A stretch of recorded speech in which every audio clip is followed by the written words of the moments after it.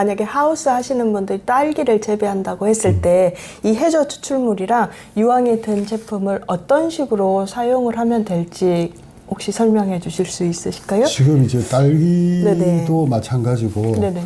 대부분의 이제 과수농사 또 일반 채소농사도 마찬가지인데 네네.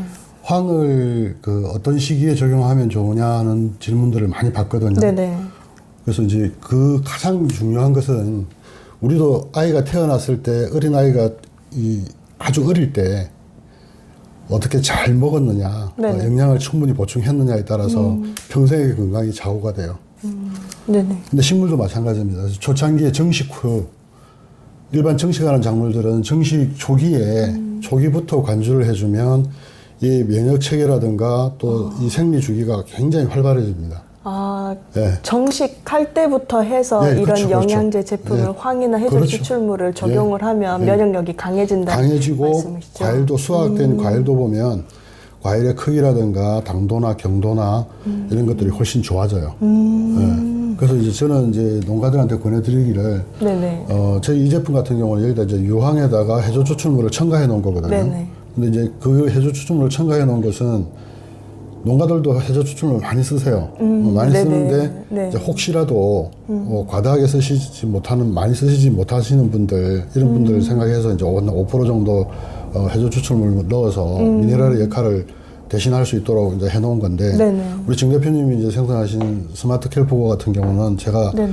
농가에 적용해보고 효과라든가 또 어떤 기능이라든가 이런 부분에 대해서 농가분들하고 상당히 효과가 있다라고 이제 이제 보고가 되고 있거든요. 그래서 이제 그런 네. 부분들을 초기부터 넣어주면 좋다. 초기 정식 후 그렇죠. 정식하고 나서부터 적용을 그렇죠. 해주면 예, 좋고 활착이 초기에 이제 네네. 정식하고 보통 활착 기간이 대충 보면 한 열흘 일주일에서 열흘 사이에 활착이 된다고 보면 활착이라고 말하면 뿌리가 그렇죠. 쫙 뿌리가 뻗는 내리는 거죠. 이제 안정적으로 영양 이제 흡수 활동을 네네네. 시작할 수 있는 단계니까 그때부터 해서 공급을 하는데 저는 이제 대신에 공급을 하시되 네네. 처음부터 많은 양을 주라고 말씀을 드리진 않아요. 왜냐하면 그렇게 많은 양을 주시더라도 다 흡수하지 못할 뿐더러 그래서 저는 이제 요게 1리터 해조 추출물도 마찬가지인데 요렇게 네네.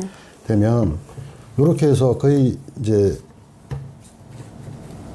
이 정도 이게 1리터 한 병하고 요게 이제 500ml 한 병인데 네네. 이 정도면은 제가 약 한 400평 위주로 관주를 시켜요. 혹은 이제 400평 위주로 해가지고 10일 간격으로 10일 꾸준하게 간격으로. 꾸준하게 들어가시는 농가들이 있고 관주 말씀하시죠? 예, 관주로. 관주로. 그 다음에 이제 조금 더 늘려서 600평 정도에 이렇게 넣고 일주일 간격으로 관주하시는 분들이 계세요. 그래서 그 두 가지를 왜 그 말씀을 드리냐면 이제 농가분들도 이게 일이 많잖아요. 그렇죠. 근데 계속 이걸 이제 그렇죠. 자주 하라 그러시면 네네. 힘든 부분들이 있고 그래서 이제 보통 한 10일 간격으로 하니까 이제 효과가 그나마 빨리 나오더라. 근데 이제 일부 농가분들은 그 효과를 경험하시고 나서 스스로 이제 또 양을 좀 줄여가지고 일주일 정도 간격으로 넣어보시는 분들이 있어요. 그래서 이제 거꾸로 오셔가지고 이 사장님 이거 저 2병 가지고 600평에 주면서 제가 일주일 간격으로 해보니까 훨씬 효과가 좋습니다. 예, 그런 말씀을 하시는 분들이 계세요. 그래서 이제 그건 당연한 결과예요. 왜 그러냐면 사람도 한꺼번에 뭐 좋은 음식이라고 해서 많이 먹었다고 해서 그게 다 흡수되는 건 아니잖아요. 네네. 그러니까 적게 자주 주는 게 좋으니까. 그래서 농가분들은 이제 요렇게 넣어주시면 조기부터 이렇게 넣어주시면 딸기 같은 경우에는 이제 한 2월 중순 이후로 이제 급속하게 짓물러지는 농가들이 있을 거예요. 근데 처음부터 이제 이걸 넣었던 농가들은 뭐 2월 달 넘어가도 크게 그렇게 짓무르거나 하는 상황이 없습니다. 짓무름이 예, 그렇죠. 그 문제점 중에서 몇 가지 중에 드는 문제점인데 그렇죠. 이걸 어느 정도는 예방할 수 있다는 예방할 수 있죠. 말씀이시죠. 큰 훌륭한 역할을 하는데요. 어떻게 보면은 작물의 세포복을 좀 더 든든하게 그렇죠. 견고하게 아까 말씀드린 만드는데 대로 도움이 우리가 되는 이제 예를 들어서 제품들이네요. 좋은 피에 우리가 냉해가 왔을 때 꽃냉해를 입는다든가 이런 것들은 네네. 보면 세포벽이 조금만 더 두꺼워지고 안에 그 영양 농도가 조금만 더 높아지면 네네. 빙점이 떨어지면서 냉해를 극복하고 갈 수가 있거든요. 근데 이제 우리가 황이라든가 이런 어떤 효소 활동을 하거나 황이 하는 역할 중에 또 미네랄이 하는 역할 중에 세포벽을 두껍고 단단하게 한다는 역할은 논문에도 나와 있는 얘기거든요. 근데 그런 기능이 있음에도 불구하고 이런 부분도 사용 안 하시면 거의 대부분 이제 꽃내기를 극심하게 입어버리죠. 네네. 그래서 그게 이제 사실은 심각한 얘기거든요. 왜냐하면 1년 농사를 망쳐버리는 거기 때문에. 네네. 그래서 이제 물론 뭐 이걸 또 이제 적용을 해보면 우리 농가분들이 이제 효과가 확실히 있다라고 이제 인정하시는 분들이 있고, 또 1년 정도 했는데 과일 맛은 좋아진 것 같은데 뭐 냉해는 다시 뭐 이렇게 얘기하시는 분이 있어요. 근데 나무, 우리가 단연생 작물, 딸기라든가 뭐 토마토라든가 이런 작물을 키우는 것과 네네. 나무를 키우는 것은 또 달라요. 그래서 나무가 체질이 변화된다는 것, 사람처럼 어떻게 변화된다는 것은 시간이 굉장히 걸리는 거예요. 그래서 첫 해 해보면 과일의 맛이 훨씬 좋아졌다라는 것은 공통적으로 느끼는 것이고, 한 두 해째 해보면 이게 좀 뭔가 버티는 힘이라든가 전반적으로 좋은 것 같다라는 생각이 들고, 그래서 이제 꽃눈이나 이런 상태가 이제 빨리 나타나죠. 꽃눈이 훨씬 좋아진다거나. 꽃눈이라고 하면 거기에 과실이 맺힌 그렇죠. 꽃눈이. 내년 농사를 결정하는 네네. 거죠. 내년 농사를 결정하는 게 꽃눈인데, 그 꽃눈이 커지고 통통하게 잘 나온다. 그래서 이제 황을 사실은 농가분들한테 황을 얘기를 하면 대부분 말씀하시는 게 황 좋은 건 알아. 근데 그 뒤에 말이 이제 흐릿해져요. 황 좋은 건 아는데, 그래서 제가 이제 이게 내가 황을 만드는 사람으로서 이걸 좀 사명감처럼 느끼는 게, 농가분들한테 황을 어떻게 쓰면 안전하고 황이 얼마만큼 안전한 물질인지 이제 그걸 좀 설명을 드릴 필요는 있을 것 같아요. 네네. 알겠습니다. 그러면 일단 이 황 제품을 농가에서 일반적으로 사용하실 때 안전하게 사용할 수 있는 방법은 어떤 방법이 있을까요?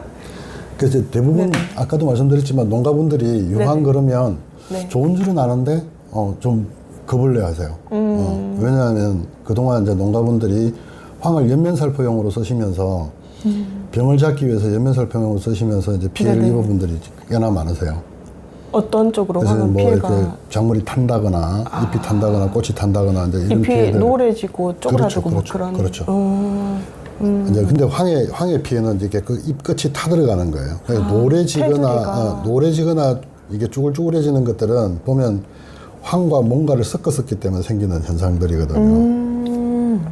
그래서 네네. 제가 이제 가급적이면 이제 네네. 황을 저희가 이제 연면살포용하고 관주용으로 또 구분해 놓고 있는데, 그 이유는 연면살포를 통해서 황을 공급하는 것은 병해충을 방지하기 위한 것이라고 보시면 되고요. 그게 황의 역할의 10분의 1이라면 그럼 10분의 9는 황을 관주하는 데서 효과를 볼 수가 있어요. 그만큼 황을 관주했을 때 나타나는 효과는 굉장히 큽니다. 예.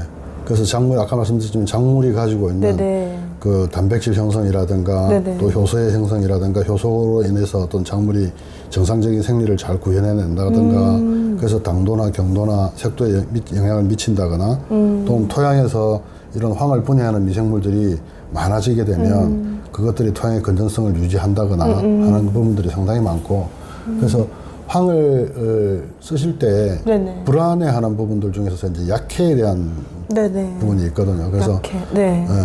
너무 과다하게 효과가 좋다고 해서 너무 과다하게 넣는 것은 문제가 있다.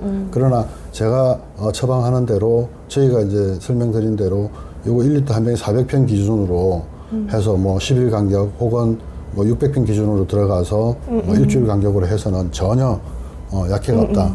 그리고 이제 관주는 연면살포보다 훨씬 안전합니다. 예, 훨씬 안전해요. 그래서 네네. 안심하시고 하셔도 되고, 대부분의 영양제는 여기 혼용을 해도 아무 문제가 안 돼요. 관주하실 때. 네네. 그리고 이제 연면살포용은 저희가 이제 제품을 따로 해놓은 이유는 보면 이 빨간색이 연면살포. 연면살포 병해충 관리용입니다. 네네. 병해충 관리용인데 이놈을 따로 만든 이유는 뭐냐면, 황을 연면살포 하는데 지금 이제 황 입자를 곱게 갈아가지고 연면살포하게 해놓은 제품들이 있어요. 그것도 이제 효과가 없지는 않으나 문제는 약흔이 생겨요. 약흔이 생기기 때문에 약흔이라는 건 이제 약을 뿌린 흔적들이 보인다는 거죠. 약흔. 그래서 이제 부옇게 보인다거나. 네네. 그래서 이제 뭐 딸기라든가 가지라든가 토마토라든가 이런 데 깻잎이라든가 이런 데는 그게 흔적이 나와버리면 문제가 생기니까요. 근데 이제 이 제품은 이제 아주 그 황을 맑은 액으로 만들어 놓은 거기 때문에 네네. 뿌려도 약흔이 남지가 않아요.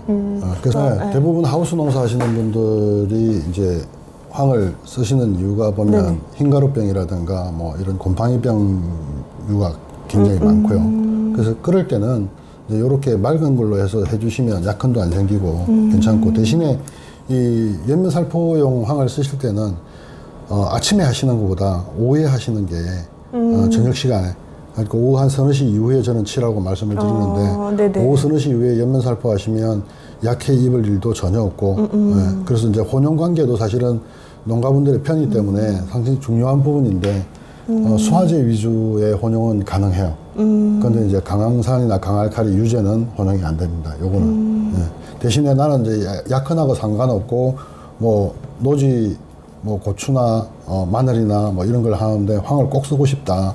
근데 농약하고 섞어서 쓰고 싶다 그러면 관주용으로 해서 같이 혼용하셔도 상관없어요. 그래서 이제 그렇게 제품이 이제 구성이 돼 있고, 네네. 황을 쓴다는 거 이제 다시 한번 말씀드리면 관주용 황을 쓰는 것은 절대적으로 안전합니다. 안전하고 또 이게 지금 관주. 요게 연면살포용. 연면살포용 네, 빨간색. 그다음에 이제 요게 이제 바오밥 6000이라고 해서 요게 관주용인데 네네. 한 병 기준으로 해서 400평 기준으로 11 간격으로 보시면 돼요. 네네. 그래서 이 부분은 써보시면 사용을 한 것과 안 한 것에서 차이가 분명히 드러나요. 특히 이제 우리가 이제 하우스 작물 중에 뭐 딸기, 토마토, 뭐 참외 이제 이런 종류들은 보면 흰가루에 유난히 취약해요. 근데 이제 이것을 초기부터 관주해 준 농가들은 그 잎에서 저항 요소라는 것이 나오죠. 그러니까 이 곰팡이 저항 물질들이 생성되기 때문에 이게 급속하게 흰가루병이 번진다거나 그런 경우가 극히 드물어요. 다만 세력이 약한 놈 위주로 흰가루병이 오긴 하지만 확 번지지를 못하고 질끔질끔 이렇게 번지거든요. 그래서 방지하기가 굉장히 쉽다. 그래서 이제 농가분들이 처음부터 써보신 분들은 이제 흰가루병이 와도 그렇게 막 당황하지 않으세요. 방제가 손쉬우니까. 네네. 그래서 이제 이것조차도 마찬가지예요. 그냥 요 단용으로만 제가 쓰기를 권하는 것보다는 해수 추출물을 반드시 같이 좀 첨가해주면 네네. 이 황이 만들어 놓은 효소의 역할을 극대화시키는 건 또 해수 추출물이거든요. 그래서 그런 부분들이 같이 어우러지면 굉장히 도움이 됩니다.